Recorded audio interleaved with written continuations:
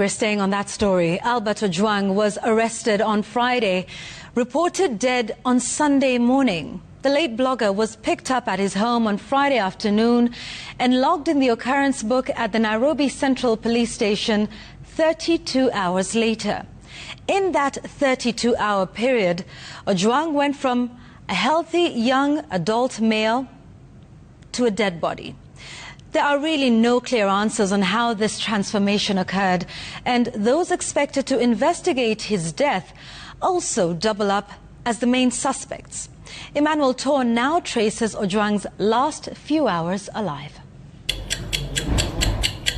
Friday, 6th June 2024, 1:30 p.m. Kokwanyo Village, Kabondo Kasipul constituency, Homa Bay County. 3 motorbikes arrive at Albert Omondi Ojwang's home, where he's having lunch together with his wife and child under these trees that he planted as part of his environmental conservation exercise. The men in civilian attire alight, some introduce themselves, some don't. Na kati ya wao maafisa 6, maana wawili walitaja jina. Bwana Sigei na Bwana Rapudo. They live with Albert, one motorbike ahead, Albert on the second, sandwiched between 2 officers, the third following, and off they go. Was that these were his last 32 hours alive? The 10-minute ride to Mawengo police station is smooth, calm before the storm. Inside the police station, a few hours later, his father Meshach Ojwang told Citizen TV that Albert was put under intense interrogation before he was bundled into a waiting blue Subaru vehicle the same Friday. Relatives say at about 3 to 4 p.m., the vehicle left with Ojwang on board. Records of the OB at Mawego police station remain scanty. 2 DCI officers in front and 2 in the back seat. Again, Albert was sandwiched between the 2 at the back. The journey from Homa Bay to Nairobi by road, according to Google Maps, is approximately slightly more than 6 hours. However, Albert was checked into Nairobi Central Police Station about 32 hours later. Where was he for the extra 26 hours? What happened to him? The cause of death is very clear, as I've just mentioned. Head injury. We also have neck compression. And we also have other injuries spread all over the body. Albert was picked up from his home healthy, was checked in at the Nairobi Central Police Station under the OB number 137/7/6/2025 at 9:35 p.m. Saturday. A conspicuous word, sick, was also written under his details. Sources within the police station say the deceased was booked in, bleeding and with serious injuries. Several theories have been put across to explain Albert's injuries leading to his death: that he may have been tortured and assaulted during the approximately 26 hours that remain unaccounted for, that he may have been tortured during the 26 hours and also tortured on his way to Nairobi, and that the deceased may have been tortured at an undisclosed location en route and within police cells. Reports indicate that within the solitary cell, blood stains were spattered on the wall and floor, with water ostensibly smeared on the floor, meant to distort evidence, also captured. A sign he was tortured even within the cells. Albert was, according to police records, declared dead on arrival at the Mbagathi Hospital at 1:39 a.m. Several questions now linger. Who ordered Albert's arrest? Who are the officers who picked him up at his home? Were they the same officers who transported him to Nairobi? Why has there been no action taken against them?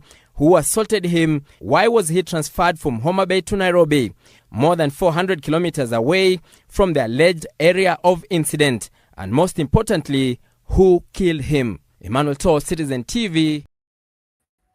Yes, a very good afternoon wherever you're following us. This is Africa 24 political discussion, and of course today we are having a very serious discussion also, as we try also to catch up with the ongoing conversation on who killed Albert Ojwang. This is a young gentleman who had a lot of hopes for life, but at the end of the day we have not even gotten information on who killed. Several people are still giving out their answers on who killed Albert Ojwang. Of course, today we also saw a Central Police Station police officers also giving information about the death of Albert Ojwang, and also saying that they are not responsible for the death of Albert Ojwang. And we are very sure that before the end of the week, we are going to get the real information on who killed Albert Ojwang, a very young gentleman, a teacher, and of course, teachers have pledged that they are going to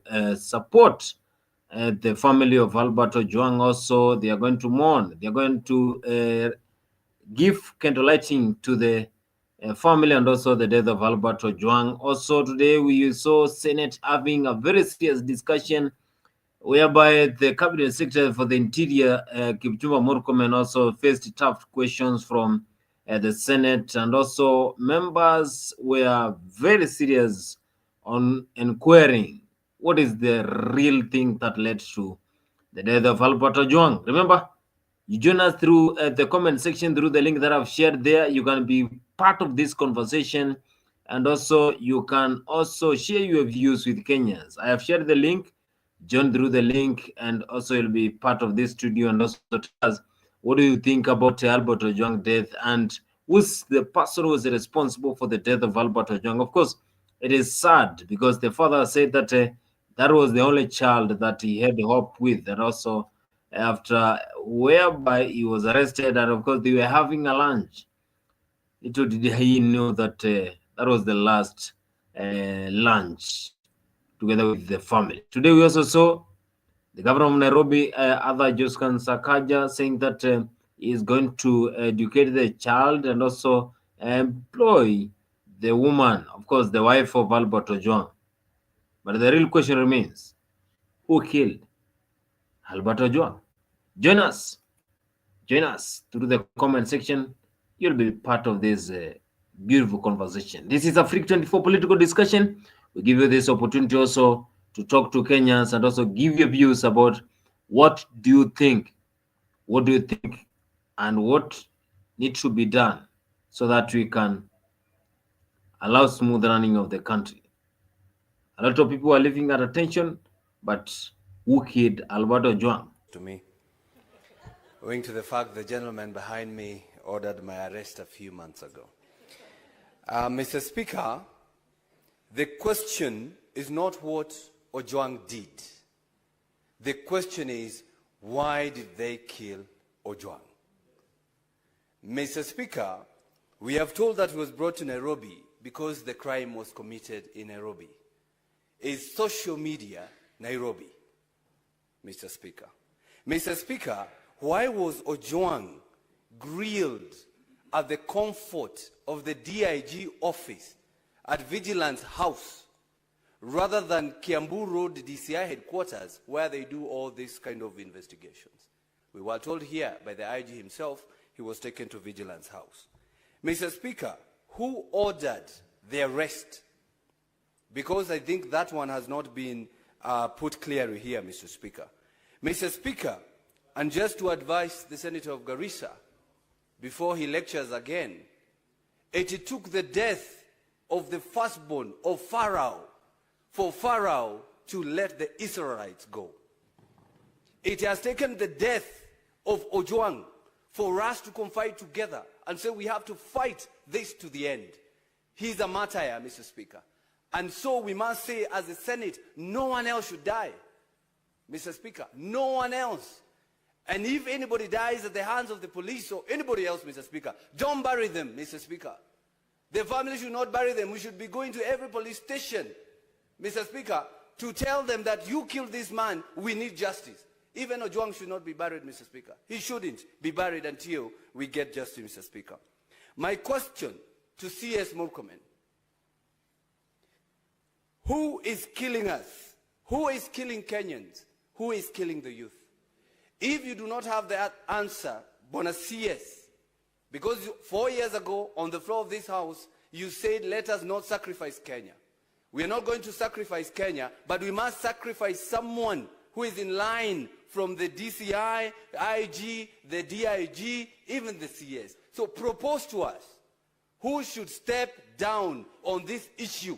At least justice to be done and also to be seen to be done, Mr. Speaker. And as I rest my case, the officers who arrested Mr. Ojwang, Mr. Speaker, all the way from Homa Bay, it seems they were an okay officer. They were fine. They were giving him the phone, talk to your family, talk to your friend. They even a clip that is online. So it seems those officers were doing their work. We need to find out, after he arrived in Nairobi, Mr. Speaker, who did what. Senator Kisang.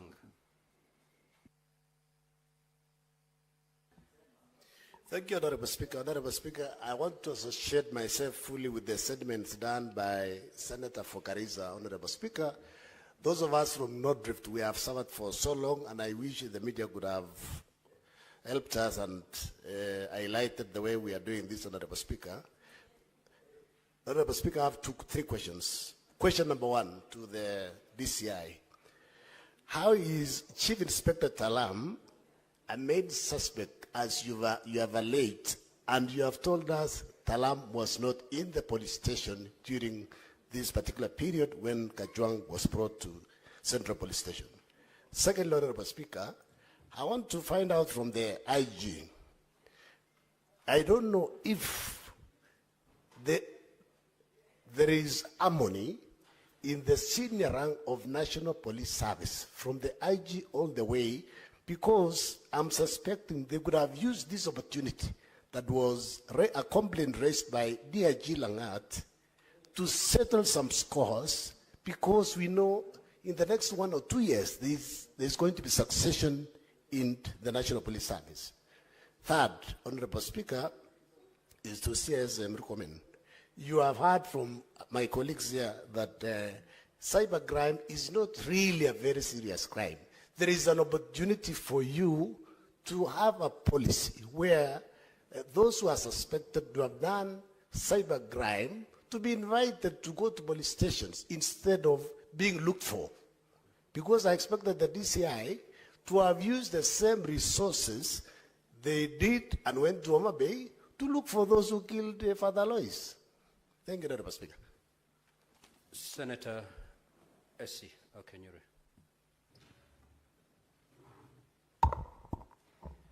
Thank you, Mr. Speaker. First, I wish to say that the issue of Ojwang is a very emotive issue because, Mr. Speaker, we have spoken about every other thing, but no one is speaking about the young lady wife who's been left behind, the young child. Cabinet Secretary C.S. Murkomen, I would wish that out of empathy we commit to assisting the young lady and child who's been left behind. Mr. Speaker, I also wish to find out an explanation on the time difference, because on an ordinary day when I leave Kisii for Nairobi, it's less than 4 hours, I'll be in Nairobi. I would wish to have an explanation from the IG on the time difference between the time Ojwang was picked and his arrival at the Central Police Station.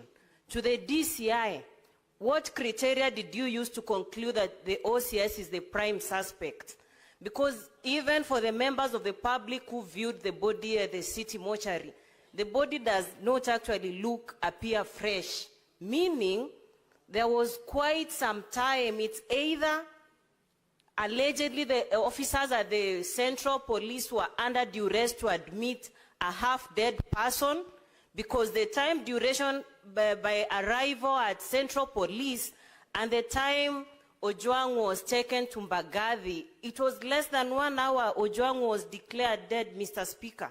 So I do not wish to ask further questions, Mr. Speaker, but the death of young people like Ojwang, young people like Duke Nyabaro in Kisii who was found hanging and nothing really happened after that, I hope we are not just going to be emotional and this gathers dust, Mr. Speaker.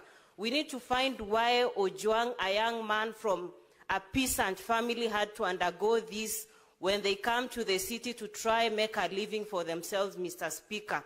May his soul rest in eternal peace, and so sorry for the... May his soul rest in eternal peace. That is, that was a session whereby the parliament, they came together to discuss about the death of Ojwang.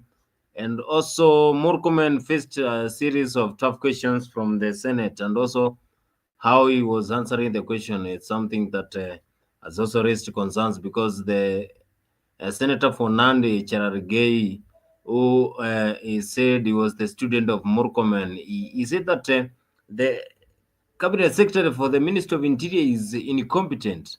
He should tell us what happened. He should give us information on what happened during the time when Ojwang was picked at home and the time that he was at Central Police Station. It is something that need also to be answered because the way senators are asking, it is also something that also has raised a lot of concerns because the time we was picked at Kasipul or to Central Police Station, that is approximately from that place to Nairobi for 5 hours. But now it said that it took a bit longer. So in between where he was picked up to Nairobi, that is when most of allegations are being made that maybe the DCI tried to temper. Also, the members who went to view the body of Albert Ojwang, they also saying that it was not in good condition. So who killed Albert Ojwang? Of course, you joining us, tell us through the comment section. You can be part of this beautiful family. Join us, tell us what is your view about what you think who killed Albert Ojwang, of course, because it is something that is being discussed. Also, we had a special session for the Senate whereby they were discussing on the death of Albert Ojwang. They were discussing specifically on that death, and that is when Senator for Nairobi Sifuna and also Haji, they collided in the Senate after questions being raised on who killed Albert Ojwang and who is the person who was responsible for the death of Albert Ojwang. Of course, CS Murkomen was in attendance, and after facing a series of tough questions, he answered some of them. Senator Nyamu, Mr. Speaker, again, she was raising the same issue about the protests that happened last year and the people who were affected. And I beg your indulgence, Mr. Speaker, to answer that question together with the statement that was already before this House. Mr. Speaker, Senator Cherargei has continuously continued with his song of the minister must resign. Mr. Speaker, I think it's important to say this because I will be coming to this House over and over again. And every time I came to this House since I was appointed a minister, this same senator is only talking about Murkomen must resign. Mr. Speaker, when I was the Minister of Roads and Transport, Cherargei used to argue that I must resign because many people are dying because of road accidents. When I left the ministry, Mr. Speaker, he has gone quiet. Suddenly, there are no road accidents. Mr. Speaker, when I went to the Ministry of Sports, it is the same Senator Cherargei who kept saying I must resign. In fact, in one incident, there is a team that went for a volleyball tournament and they lost. And he said the minister must resign. Mr. Speaker, since I left the sports ministry, he has never been able to talk about performance of the volleyball team or the football team. And he never said that I must resign.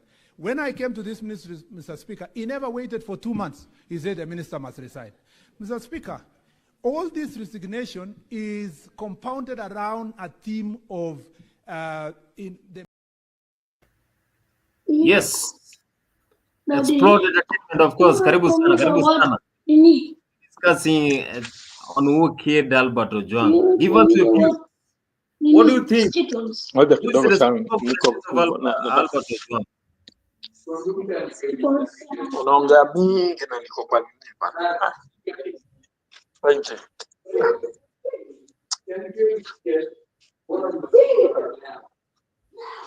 Are you able to hear me? Chukua sana. You are making noise na ni usiku sana. You know that usiku sana ni kutumu ukalale. Are you able to hear me?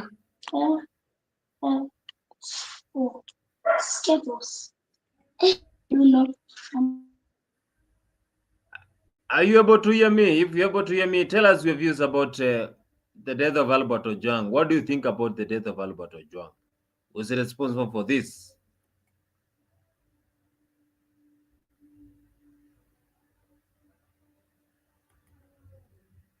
Explode, are you able to hear me? I think we have problem with the network from his end. But if you're able to hear me, you let me know. Senator Nyamu, Mr. Speaker, again, she was raising the same issue about the protests that happened last year and the people who were affected. And I beg your indulgence, Mr. Speaker, to answer that question together with the statement that was already before this House. Mr. Speaker, Senator Cherege has continuously continued with this song of the minister must resign. Mr. Speaker, I think it's important to say this because I will be coming to this House over and over again. And every time I came to this House since I was appointed a minister, this same senator is only talking about Murkomen must resign. Mr. Speaker, when I was the Minister of Roads and Transport, Cherege used to argue that I must resign because many people are dying because of road accidents. When I left the ministry, Mr. Speaker, he has gone quiet. Suddenly, there are no road accidents.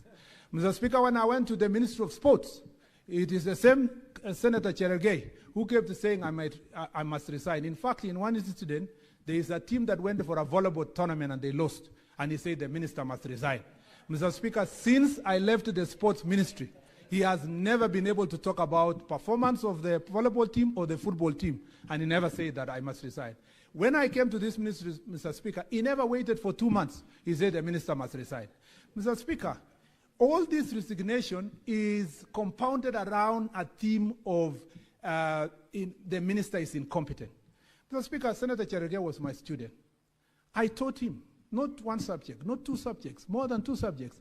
Mr. Speaker, his performance was below average. Mr. Speaker, he has no legitimacy at all, Mr. Speaker, to question my competence or performance. Honorable Mr. Speaker, Honorable CS, and I will table the results if it is required. Honorable CS, Honorable CS, the academic performance of any senator is not something to be debated here. I will go further, Mr. Speaker. I will not even talk about it. Honorable CS, kindly conclude and allow the other witnesses. Mr. Speaker, since you gave him good time. We only have 20 minutes to be shared. I need 2 minutes of right of reply, Mr. Speaker, and I will be done. Conclude. Yes, Mr. Speaker, when I was a senator here, the biggest debate I ever had in this chamber was police brutality against the senators who are being arrested so that they don't vote in this House. Mr. Speaker, when I stood in this chamber and told the Speaker he must not sacrifice Kenya, it was because Senator Malala had been arrested, Senator Keleleko had been arrested, Senator Lagata has been arrested, Mr. Speaker, to reduce the numbers of people who are voting to defend people from marginalized areas, including Kilifi County. Mr. Speaker, that time, Senator Cherege was opposed to any process. He told the Speaker in this chamber, and the answer will bear me witness, that we must progress and vote because, Mr. Speaker, he cared less. Mr. Speaker, if performance is anything to go by, anyone else can assess my performance, not Senator Cherege, Mr. Speaker, in that regard. Mr. Speaker, I want to say this, that and I can say many things, which I don't need to say here, but I want to conclude by saying, Mr. Speaker, this chamber is a very serious house. If I always have to come here for one individual to always be talking about incompetence, he must resign. That is a normal song every day. He doesn't provide evidence, except what he used to do here to ask questions, Mr. Speaker, that are procured from out there. What else does Senator Cherege feel like he has done in this country? I must say that we must respect each other. We must respect people's offices. We must respect it. And when people question you the way some senators have questioned me here and asked me about my performance, I respect them because it's objective. But not every time you say this and that, Mr. Speaker, he reduces this august house, which I served gladly, Mr. Speaker, to a place of vendetta. Mr. Speaker, I beg to submit and I thank you. The IG, please. Yes, Explode. What do you think? Who really killed Albert Ojwang? Because that is the main question. Albert Ojwang was killed by the government. I am simply saying that the government, if it is not the government that killed him, they should arrest those that killed him. If the president doesn't know who killed him, then the central police station in Afai Fungwe, it should be closed. And we make that place a place of watchmen. Let the supposed to close that thing, because how can a Kenyan die in a cell, be killed in a cell? And that was after he was talked about. He talked about some corruption. Who in Kenya, even a toddler, knows that policemen collect bribes? So for someone to kill someone because they have talked about bribe, that means that is a person who just wanted to kill an innocent Kenyan for no good reason. Even the police themselves, they know very well that that is what they survive on. So what I am trying to say is that Kenya is already, Kenya is under siege by demons and the powers of the devil. In fact, those are the powers controlling Kenya. Because the moment where you find blood being what people take and drink, wanawekelea kwa meza, and that is what they drink. We don't know where they take blood. Maybe they sacrifice or something. Because you cannot be killing innocent people. Someone is killed, alafu tunaanza kusema, people begin to say that we are investigating. What are you investigating? You are investigating a person that has been killed. There was someone on duty. There was someone mwenye ameandika kwa OB. What are you talking about?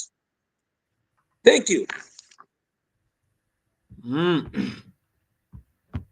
It was killed by the government. That is what Explorer is saying through his own remarks over there. But also, we have seen some of the members of the Senate throwing tough questions to Nesmas Kipchumba Murkomen. Does this concern Kipchumba Murkomen? Do you think that whatever Cherargei was saying is true, that Kipchumba Murkomen has been incompetent since he was in the Ministry of Roads, he came to sports, now he's in the interior? I think those are just politics. People are trying to play childish. I just call you Nutoto. They are doing childish politics because the CS is not in the CS cannot be the one who killed unless he is the one who instructed people to kill. We are supposed to be pushing him. If he does, if he is innocent, let us see something being done if he is innocent. But for now, we cannot say that he's supposed to resign. Why is he supposed to resign? And he's supposed to answer some questions to us. We cannot have him resign before we know what happened to Albert. So let him just be there and tell us what happened. We will deal about people resigning or people doing all that later. But for now, what we are saying is we are tired of this thing called government. In fact, whether they do development or not, we don't care. We are just waiting for 2027. Let them kill whoever they want to kill. You cannot kill our Kenyans. You cannot finish them. Even if you started killing us today, you cannot finish us. We are too many people. God has created so many Kenyans. And I am telling you that come 2027, we will speak. So this person called Murkomen, whether he is going to resign or not, us, we don't care. They should all of them resign. In fact, we said a long time ago that all of them should resign. We said it a long time. From up there to down there, all of them are supposed to resign. Thank you. Yes. Explorer is saying that all of them, they are supposed to resign so that also we can get the real answers on who killed Albert Ojwang. Of course, that is some of the discussions that are ongoing, and as we also dive into this topic, who killed Albert Ojwang, it is something that also is raising a lot of concerns. Many people are saying that the government has been involved into this matter for long. The government has been also pushed to give us the real answers. But also it is during this time when we saw the president today in the president today, he was having a discussion and also meeting several leaders from Nakuru County, and he was also more concerned with what is happening in terms of politics in Nakuru County, he was not even aware about what is happening. He's just relaxed. He's leaving it to the people who are responsible for that to answer. But also, now we are having these questions being raised on now who is going to be the next leader or the next king of this country. Now, who do you think is going to save this country explode? Whatever is going to save this country is 2027, because now we cannot do anything now, but it is 2027. 2027, we are sleeping and waking up every day, praying that God keeps us alive and gives us life, so that in 2027, we will speak and say something that we may not be able to say now, but in 2027, we will say it. But let me tell you something, and I want to tell you something.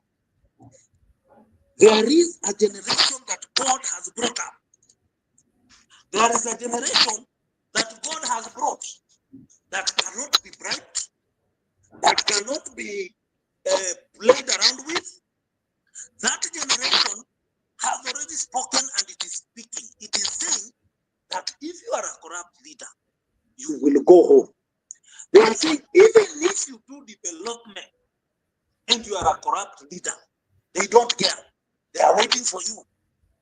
In fact, they took all those people home long time ago. It is only that they were sold. And I'm telling you the truth. Let me tell you something as I finish. That for the first time in the history of this nation, we have had a generation called Gen Zs that was so genuine. People, I know Gen Zs because some of them are people that we have in the house. For the first time, we had the people going to demonstrate who are from rich families, who are not being given even a shilling by politicians to go to the street. For the first time, I could see students from private universities, good universities, known in Kenya, and colleges, known in Kenya, going for the demonstration. For the first time, even the people that talk, wale waliongea in a very loud voice, were not young people only from Kibera or drunk. Ama watu ambaye, people who have smoked bang. No, these were very sober people. And let me tell you something, they are not dead. They have not kept quiet because of anything. You are killing them, yes, but they will speak in one voice in 2027, and we are supporting them fully.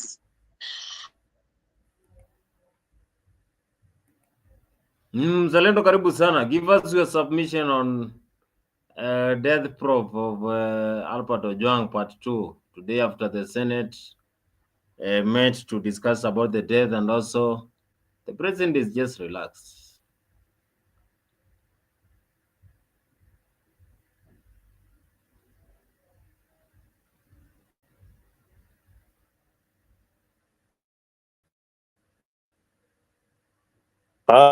Can you hear me? Hello? Yes, we can. Yes, we can. Yeah, I could hear Mheshimiwa there really talking tough. But I wanted to put my camera nicely so that I can be part of this audience. Wanione kidogo. So just give me a second, Mr.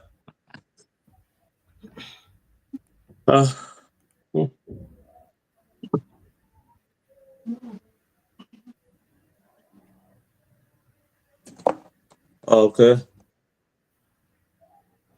All right. Thank you very much, Kimanzi. I was trying to set my camera so that I'll be able to see you properly. Now, habari zenyu wa Kenya. I hope Mzuri sana. Bana, asante sana Mbachi bana for tuning in on Africa 24. Asante sana for making sure that you are in this channel. But a lot has happened. This story ya huyu kijana, it's a big story, and I think from what I've watched throughout the day, the government is really trying very hard to cover up. One, CCTV cameras zote on this particular day are not working. Yeah, they are not working at all. Number two, this boy apparently was probed, or rather interrogated, in an office by the deputy IG, according to the reports that I've seen in the Senate. So there is a lot of things that are happening at the moment, and a lot of cover-up that is going on. They can, when the ministry, the entire security team went to the Senate, led by the entire interior CS, they could not answer some of the most important questions. Why was this boy not summoned? Like they normally summon the ministers and all. They normally summon the politicians to report to the nearest DCI office. People like Boniface Mwangi, they are normally summoned to report to the nearest office or to report to the DCI headquarters. So this boy was not summoned to appear, but when they went to arrest him, they used, some calm language to lure him into his death trap. Unfortunately, he died in the hands of the police. This is why this thing is very, very unique, and why the Senate had to have a special session, because this young boy, Albert Ojwang, died in the hands of the policemen. And the policemen in this country have got something to answer. They must tell us the truth. And this death, Yahuyu Kijana, will unearth so many things, the deaths, uncover the truth about the deaths and the kidnappings that have been going on in Kenya. So I want everybody, I'm pleading with everybody to share this story of Ojwang and make sure that they're part of it. Let us get answers, because it seems that the government only listens to demonstrations. And at this point, I want to thank the young people who have been on the streets pushing for justice for Ojwang. So justice for Ojwang, and that is what I can say for now. Justice for Ojwang. But you have listened to what Mzalendo said. Something maybe you want to add from Mzalendo?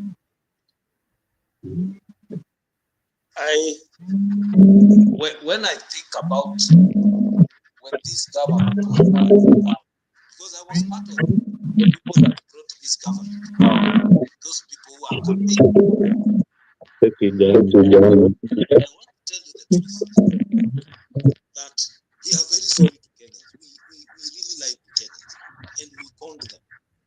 Because when we told Kenyans that mwananchi wa kawaida, someone said that actually the bottom-up thing means people being turned upside down and being shaken until even whatever is in your pocket and everywhere comes out, and then it is taken away. And that is what that is what the government is all about. Killing, there is nothing. Let me ask: when demons want to make you foolish, they make you do those things that even a foolish man himself cannot believe in them. Because when you look at why this man was killed, you cannot even understand. Because let's say they are wicked people, they should have arrested him. Let's say they are wicked, they should have tortured him. Why are they reaching the point of killing him? Yet already they know that it will be known that it is them who killed him. Then whatever irritates me about these things of Murkomen and all those things is that they would want to give a conversation about, oh, we will investigate. And me, I am saying, where is the LCS? What question is the LCS supposed to answer? The OCS is supposed to say, tell us, this person was on duty, huyu ndiye alikuwa na leader, because every time we have gone, I have been arrested, I have been in a cell, and I know, malaini hapo, kuna mtu ule anakufungulia huko ndani, na hapo ndani huwezi kuingia. So they know who was inside there and who killed this young man. And these people are being used by the devil. So just like the way I told you, 2027 is not very far. And God will make us reach there. And we will talk. Thank you, sir. Asante sana. It's not far. Mzalendo, the president has not even reacted to what is happening. Does it mean that he is not aware? Ama hajaona pia? You see some of these things you don't react very, very fast as the head of state. You really have to weigh what is important, because you can say something that can burn the country instantly. So I think his silence is better that he remains silent, because if he came out very, very strongly, and remember, this is somebody who is this is somebody who's the general public is accusing his government. So they are saying it is the government that has killed Albert Ojwang. Although there are some spin doctors who are trying to say that this could be a ploy to bring down William Ruto's government. One thing I can say is that the security docket under Murkomen and the previous his predecessors have failed, because despite maybe the president doing all these developments that they are doing, then all of a sudden you can't replace death with roads and the floods and all that. And everybody dies. People die each and every day. Even this minute, there is somebody who is dead in Kenya. But there are some deaths which are not normal. Are not normal. This is somebody who has been murdered under the hands of the people who are supposed to protect him. That is the uniqueness of this case. So every other politician is trying to to spin it around in their favor, but it's not a matter of trying to just stamp and say, our side is right, our side is wrong. It's not the time to do that. It's the time to find out what has really been going on in the police force in Kenya. Have they been used by the government to silence the innocent people who are trying to voice their concern about governance? So that is what people are asking, and we'll continue asking those questions each and every time.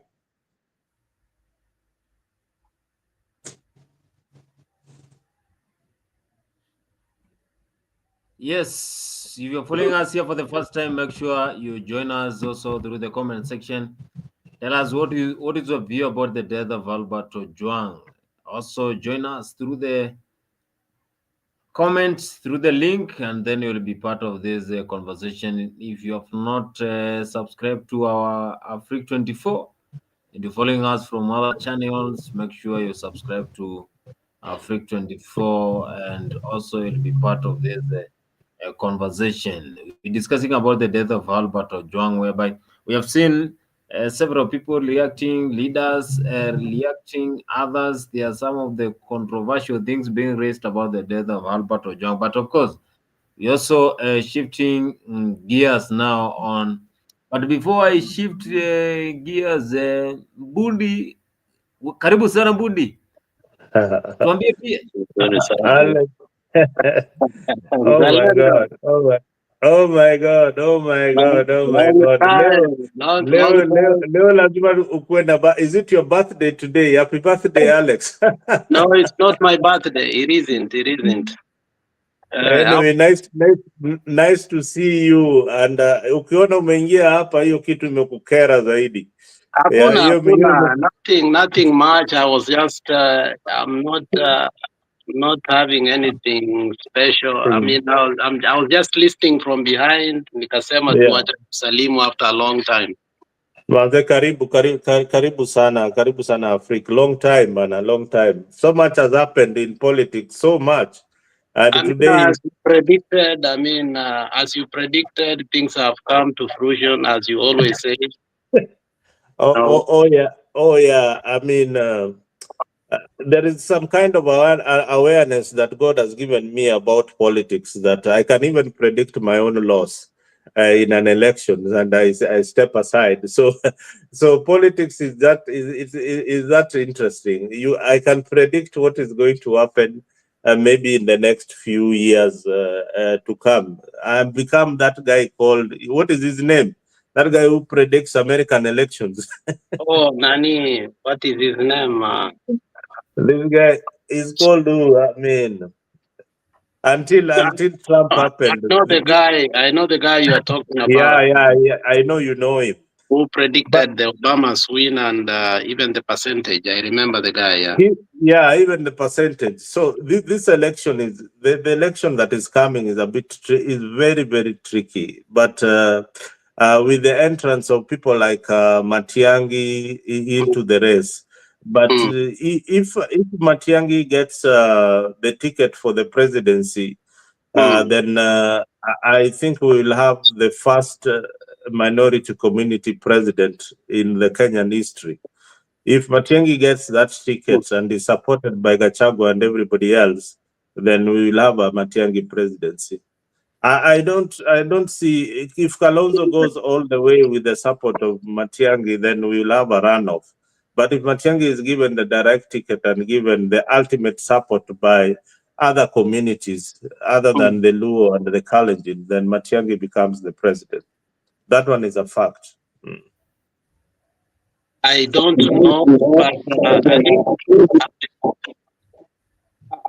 know, but I think he has been embraced nationally than Kalonzo.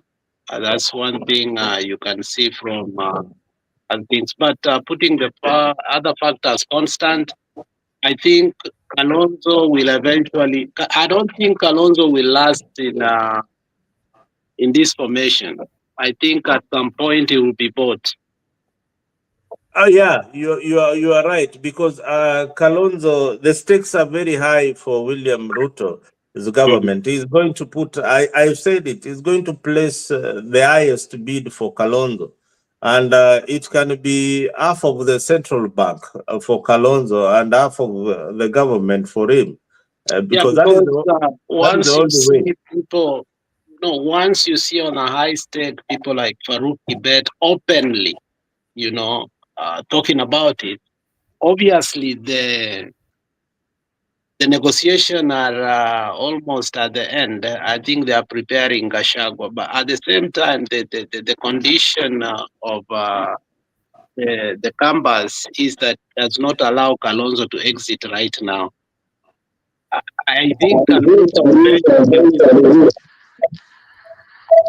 But maybe you can tell us something about the politics in Kobani. I want to become tribal a little bit, and I want to say that one, hiyo mic yako, basi hiyo mic yako kuna echo. I don't know why it has echo. Yeah, that one. I think you are getting 2 feet from your side. 2 feet. Yeah. That's why that's an echo. Maybe umefungua maybe exit and comes back. Then just exit and come back. Yeah. Fix it in StreamYard. Okay, before he comes and talks about that, there's something you said and I had to follow it up where we usually converge and have our conversation. I think if there is anything you ever said that I thought it was far-fetched, but now it has come to fruition, is the thuggery of Gladys Wanga. I did not know the cutthroat politics of Homa Bay will get to a point, because even the two documentaries that we saw in the mainstream media, which are tempered down a little bit so that, you don't go to the extreme to be sued.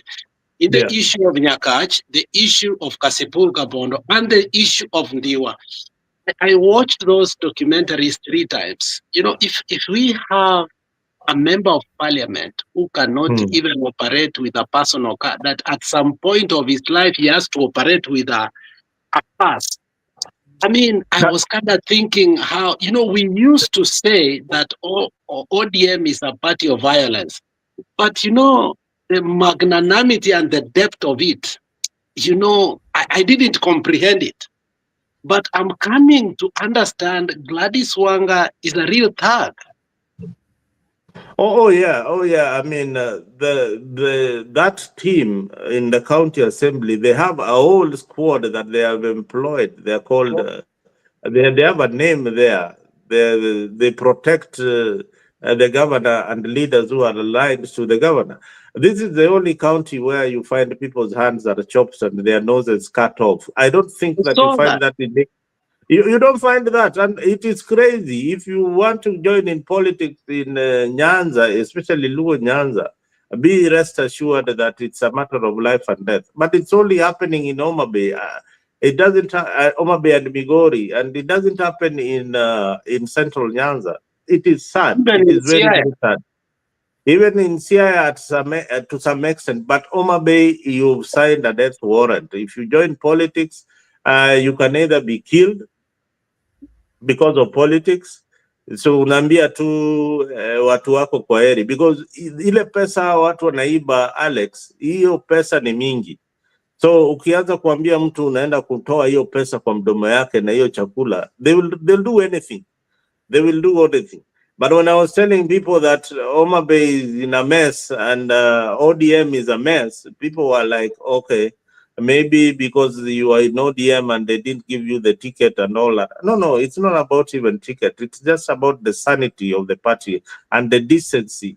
When you go in the public arena and preach of unity and preach of, party being the biggest in sub-Saharan and the most democratic movement ever in Africa, then you come back and see in the grassroots what people are saying or what people are doing. It's a complete opposite. There is no justice in that political system. And the more reason I believe that Matiang'i candidature is such a threat to those kind of people.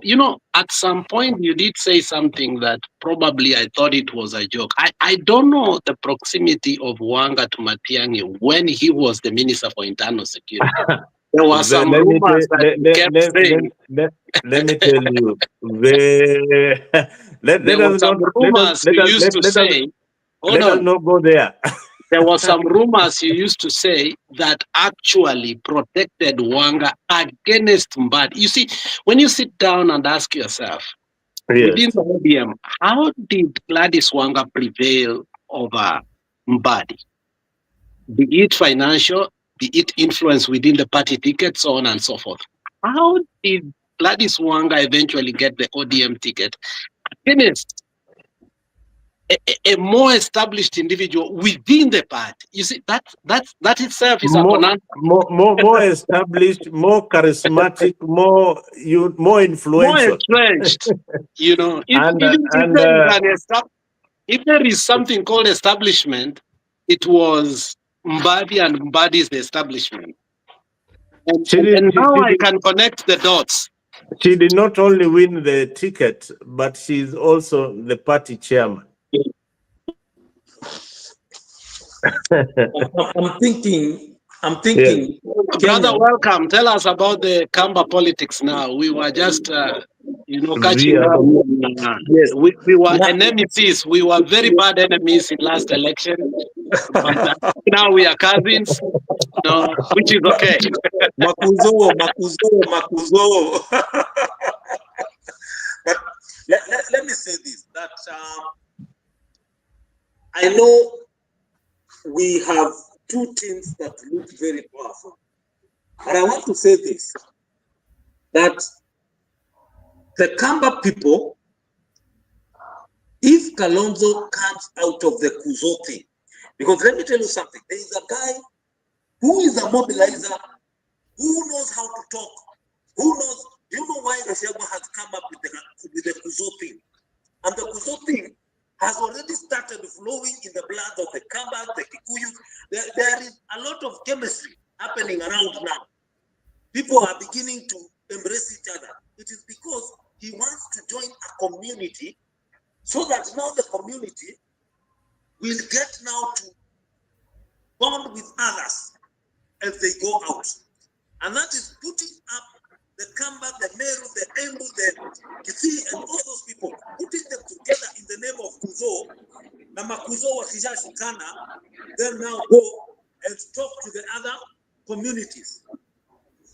Which is a very, is someone who knows politics, knows that this guy is Abdiani Apo, amepata right kubwa sana. He's gotten a very big right. Because if you listen ground, Leo usikize ground, those who know how to listen ground. I have never personally voted amiss. Sijai votia kura yangu ikakosa kukalia kiti ya presidency. The first vote when I voted for who? I voted the last vote. Yenye nilivote yangu ya kwanza kabisa ilikuwa ya Kibaki won. I voted for after Kibaki, voted for Uhuru. Uhuru won. I voted for William Samoei Ruto. He won. I will not vote for him in 2027. He will not win. I am not a prophet, but ninasikiza ground. Ground in 2027 will be anything else that will come and win against whatever is already there. And I'm telling you the truth, the Kamba community is not very far from that. Mimi nimeenda huko kwa ground huko chini na ninasikiza ground namna hii. If Kalonzo tries to come out of that, nini ajaribu kwenda interview tena. The way he did with the interview ile alikuwa ameitwa na baba. Akaambiwa kuja interview. Anaambiwa kuja interview. Yet in all the years amekuwa yeye ndio running mate wa baba. But at some point anaambiwa na Junet, wewe kuja ufanye interview. The guy is being told, please don't go for that interview. And he takes his things and goes. This time round, the position that he will be given, he must take that position. Even the Kambas want to be in government. They don't want to live in opposition. Milele, sisi wa Kamba, hatujui kukaa nje ya mchele forever.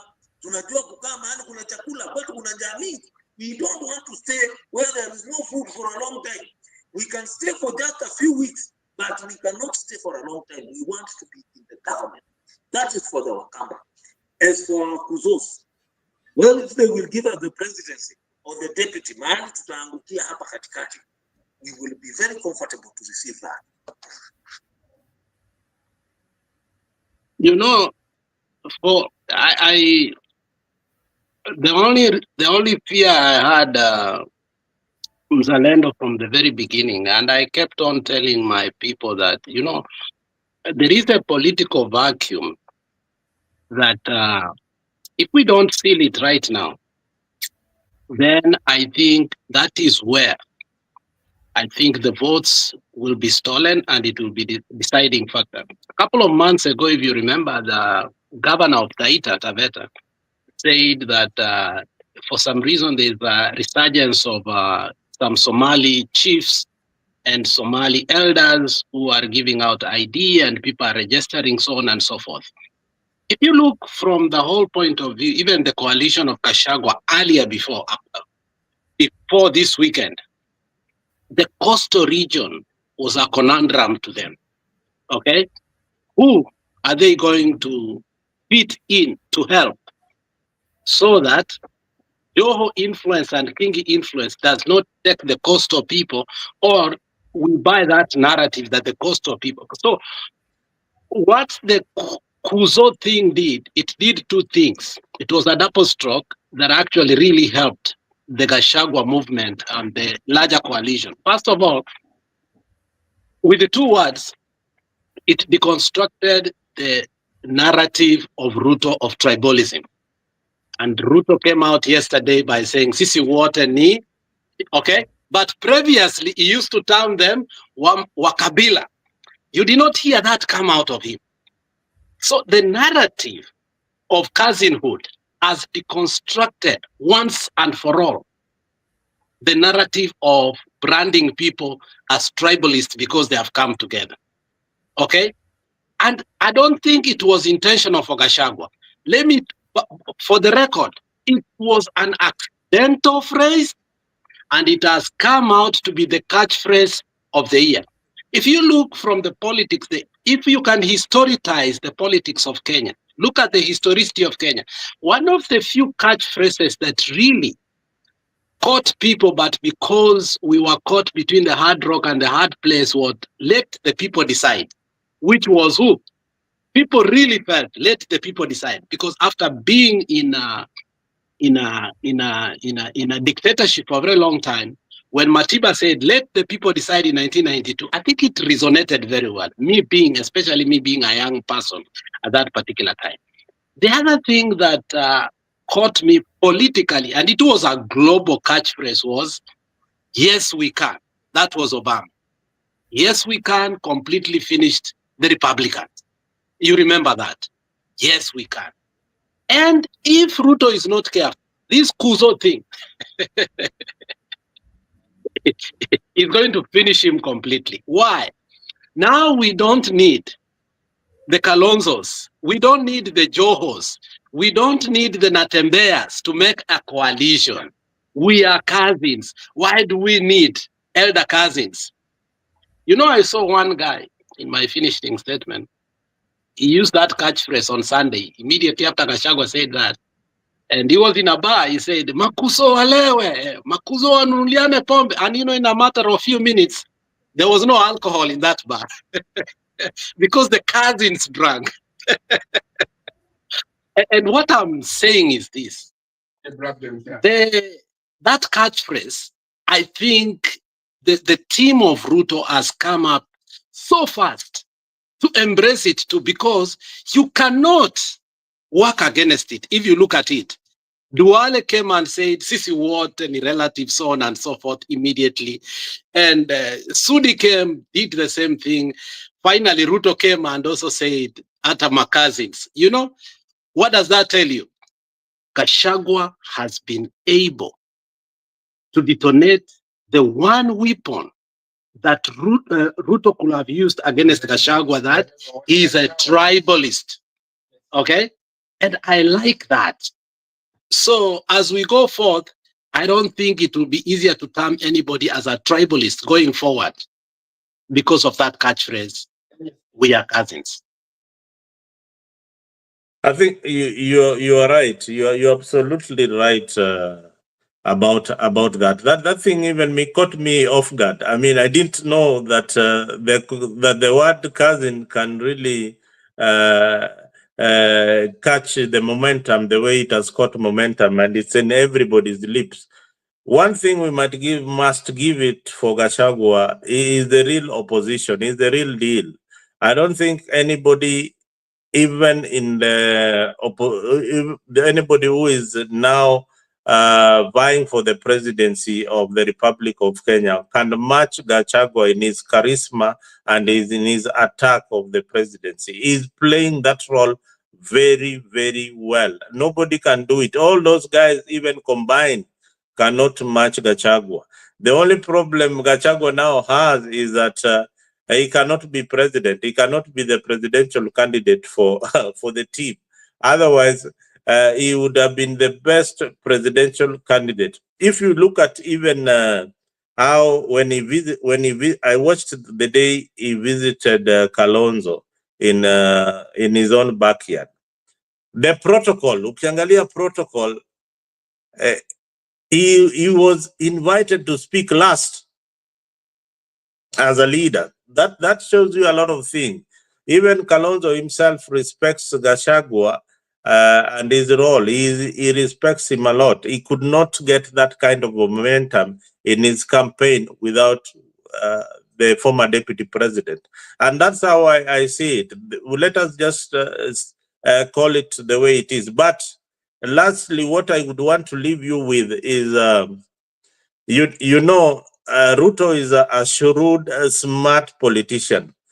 You can't rule him out. Ruto is somebody who can sneak behind your back and do something terrible, that things that you didn't expect would happen. Just the same way ODM thought that they had this in the bag, Azimio thought that they are winning election, then he twists things around. The only card that Ruto has, which he'll play lastly, is to bring back Kikuyu community to the fold. That is the only thing that he has left. If you see that happening, then he's home and dry. He's going to win the elections. With the Luo community, the Kalenjin, he just has to steal a bit and then win the elections. I think one of the things I will give you for free is that the Kikuyu community will never get back to anything called UDA or the government or even William Samoei Ruto. The Kikuyu community are actually waiting for a time to come to actually punish him for what. There are two trends in this country that you do not touch. They are people. They look like chokora. When you see two chokoras fighting, usiende upike mmoja umchape ati amechapa huyu mwingine. They will join all of them together and begin and want to actually kill you because you actually umeingililia vita yao. And that is what I'm saying about the Kikuyu community. The Kikuyu community is not even going to the next election. And they don't want any seat. They just want to bring down the government of William Samoei Ruto. That is what they want. That is what they are looking for. If they got that today, there will not be election. Even the Kikuyus will not go and vote next time. And I'm telling you this time round, the Kikuyus are getting even the dead to wake up and go and vote. Their young people are being told to take to go and vote so that they go and vote. And you know these people, when they have decided to vote, they will vote. But what they just want to take someone home because of what that person did to their very own.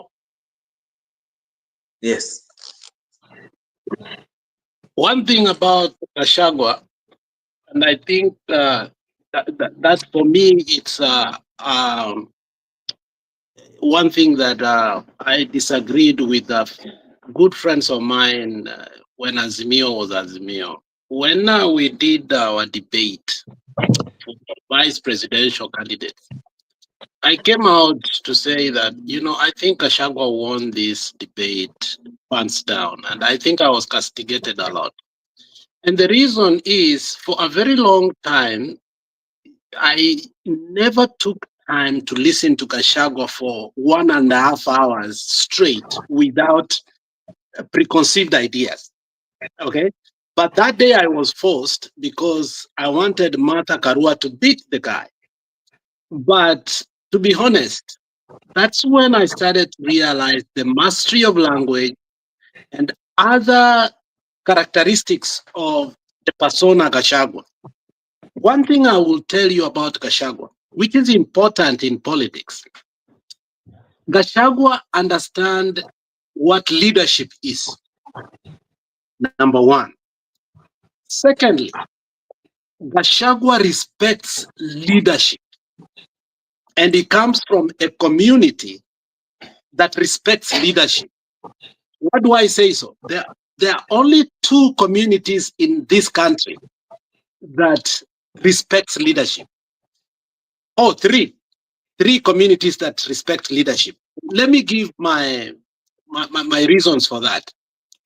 When Michuki looked at how he can circumvent us so that after 10 years of Kikuyu's presidency, Kikuyus can continue, he brought this catchphrase: if you want to talk to us, you have to talk to Uhuru Muigai Kenyatta. Okay? Against all odds, the characteristics, the character, the history of the Kenyattas, the Kikuyus understood even leadership can come from a drunkard. So we should not castigate our drunkard.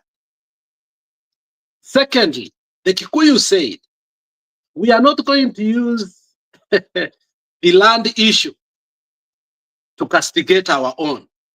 In fact, that was one of the biggest mantras we wanted to use to deconstruct Uhuru Muigai Kenyatta. Uhuru Muigai Kenyatta came and told us, buy a sell agreement, and that was it. And you could see how the Kikuyus respected what we call what? Power. Now, Gachagua, as an individual, even kama wamekosana na Ruto, you can see that he respects leadership. And he knows how to talk with the people. Gachagua has told us, I will talk with church leaders, I will talk with other leaders, I will engage other communities, and he has constantly been doing that. Not selfishly, because he understands leadership on a broader base is not one person. And that is one thing, Mzalendo, that I never gave it to. When Raila came out of Azimio, how it was easy for him to fit that role, but Kalonzo could not fit in that role. It tells you that this is not somebody you can brush off. So at some point, we have to ask ourselves, even those who don't like him and who keep on saying that Gachagua can never be a president, because then we are going to get ourselves into the situation we are in this country, whereby a billionaire thought his money could buy presidency. And maybe he supports somebody, and somebody becomes a president, only to realize Gachagua is larger than life. Even the position of a person that he has supported to be a president does not hold water. So in a de facto way, let's agree from now, whoever Gachagua will support will hold the position of the presidency, but the role of the presidency is going back to the Kikuyus. Let us wake up from that deep slumber. Let us wake up from that deep slumber. History is not going, once beaten, twice shy. Gachagua is not going to take a second fiddle. The person he will support, either he makes him or he breaks him. So you will have a position as Matiang'i, you will have a position as Kalonzo, but who is the real power? It will be Gachagua, unfortunately. Yeah, true. I don't know if you see that.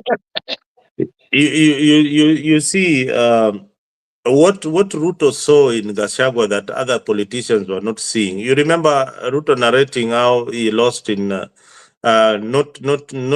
nobody trusted him in leadership. But Ruto saw that this guy are underestimating this gentleman. And people also don't know that that Gachagua and Ruto have got an history other than just being together as the VP and the president. They don't know that history. These guys were in YK 92, and Gachagua was the only person who was given a free pass to get into State House. And there are some rumors that he was actually Moi's son. There are some rumors out there that Gachagua was Moi's son. We don't know how that is true. So the Gachagua is the one who used to collect all the money and bring to these boys when they were in campus. And they used to do all these riots and all that, all the mobilizations when the president was going somewhere. So then student leadership was the main thing in Kenyan politics. So that has happened, and I feel that we need to go back to our history and look at politics the way it should be, but give credit where it is due. One, Gachagua has been able to talk to the opposition leaders in Kenya effectively and get control of them. He has spoken to Matiang'i, he has spoken to Kalonzo, he has spoken to Eugene Wamalwa.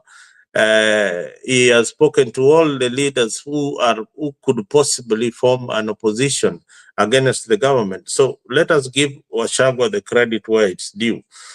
Now, in conclusion, regarding Gachagua, from a deputy president to a political figure, an opposition figure that, just like Alex has said, that even if he doesn't become the president, he becomes the kingmaker. Kikuyu community still rules over as proxy in the presidency.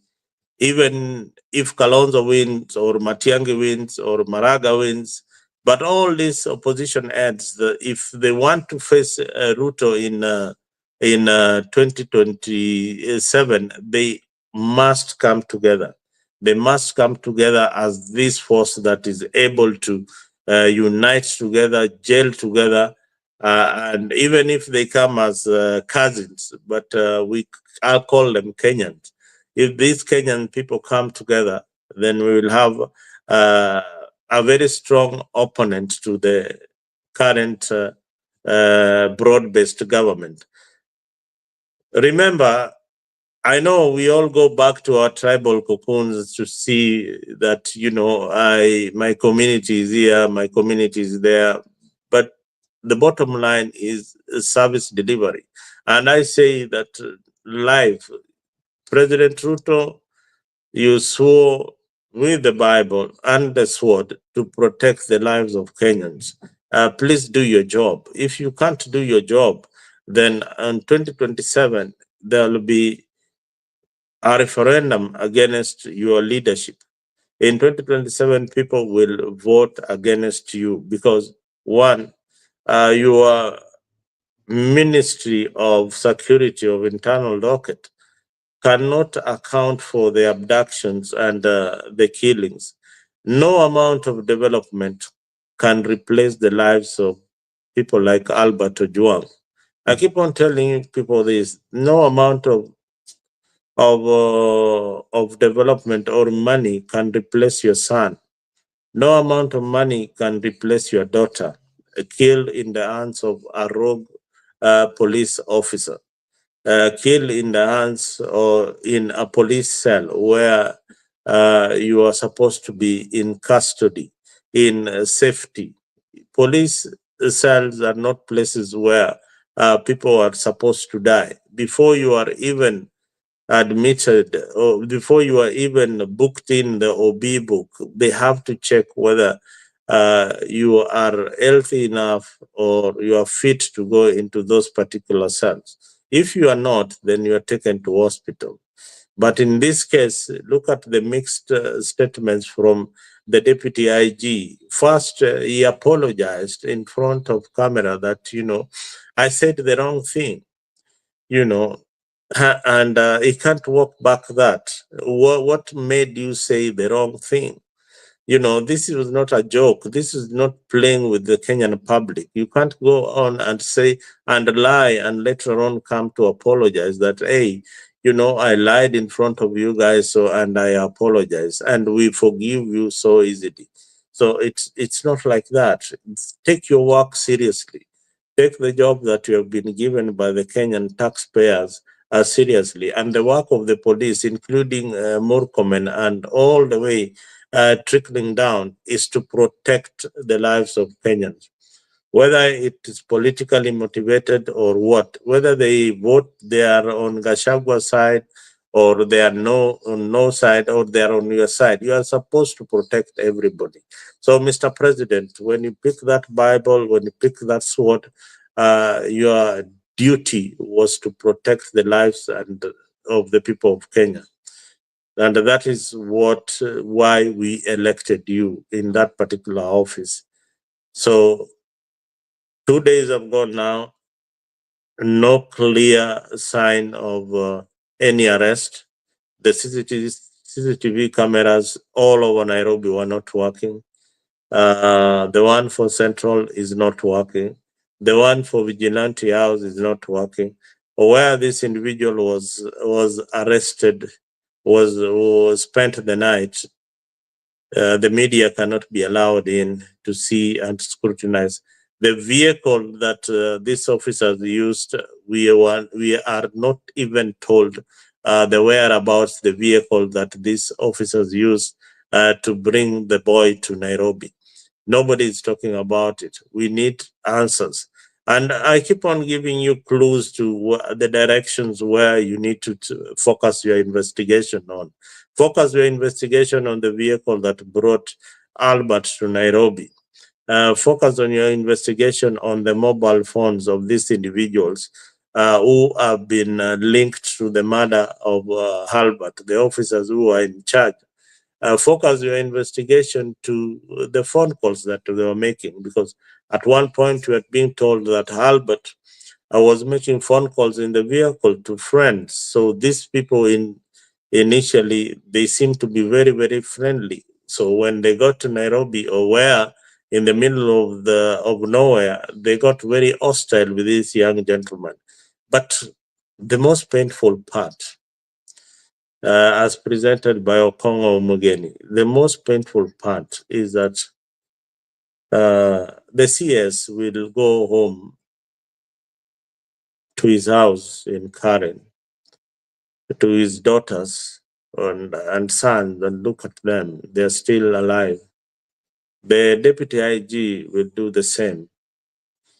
The IG will also go back to his family and see that his family are still okay. They would still receive phone calls from their loved ones that, hey, dad, or hey, mom, I'm still fine, wherever I am. But for Albert Ojwang, that phone call for the father will not ring anytime soon. So I leave you with that. Thank you, guys who have been tuning in to Africa 24. If you've not subscribed to our wonderful channel, please do so. Make sure that you make this channel your number one channel. Thank you, Asante Sana, for those who have been glued here throughout this broadcast. Jonathan Maio, Asante Sana, you say that Mtembei, you are very stupid using the Kalenjin to do what? Nobody is talking about the Kalenjin. Eri Useme Mkale, but no, Jonathan Mayo, that is not here on Africa. We don't use that kind of language. We try to be civil in our kind of YouTube channel, so we don't use those vulgar language or those statements to diminish other communities. We all respect a decent conversation. If you are in the side of the government, you can come here, air your views, tell us what you feel about the current situation of the country.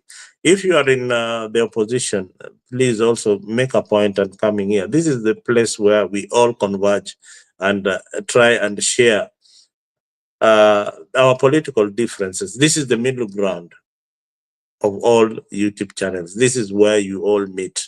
This is where we analyze things the way they are. If Ruto is doing fine somewhere, we will tell you on this particular forum. When Raila is doing good, we will also tell you. When there is a storm, we will also tell you that Matiang'i is causing a storm. When Gachagwa's numbers are rising, his popularity is gaining momentum in the coastal region in Voi, where in Eastern, we will tell you here. We will not be biased. When county funds are being looted, we will also tell you here. And remember, there is County 48 coming. This is a diaspora initiative that tries to talk about the counties that you come from. If you are interested, please get in touch with me through the email. I will introduce you to Kawi, who will take you through what County 48 is all about. County 48 is all about good governance and trying to get the good leaders, right from the MCA to the presidency. So if you are from any other county represented in the 47 counties within Kenya, please come up, join the movement. We want our counties to work for our people. We don't want them to be stealing our funds. There's a lot of money in this financial budget that is going to go to the counties. 440 million that is going to be dispatched to the county government. This money must work for the people. You've seen how leaders in the county have got an appetite for property development. they are using all this money for their own personal gain, but we want this money to work for our people. Counties that depend on the national government, they need to tell us at the end of the day what did they do with the money that they were been given by the people of Kenya, by the national government. So we need to be watchdogs of our country, and I like everybody who is contributing on the social platform, everybody who is trying to use a name to call me or any other person who is trying to bring sanity. We salute you, we respect you, because that is what encourages us to come each and every day. You will not discourage me. You will not discourage any of those people who come on this platform to say whatever they want to say, because we have got the freedom of expression and the freedom of press in Kenya. So please, we love our country and we want to see the best coming out from the leadership in our country. I leave you with that, and I hope to see you tomorrow on the other side of the studio. With the show continues, we'll be having my guest Darius and of course Jeremy on the other side of the studio to talk more about the issue of Albert Ojwang. Otherwise, thank you very much, and enjoy the rest of your evening.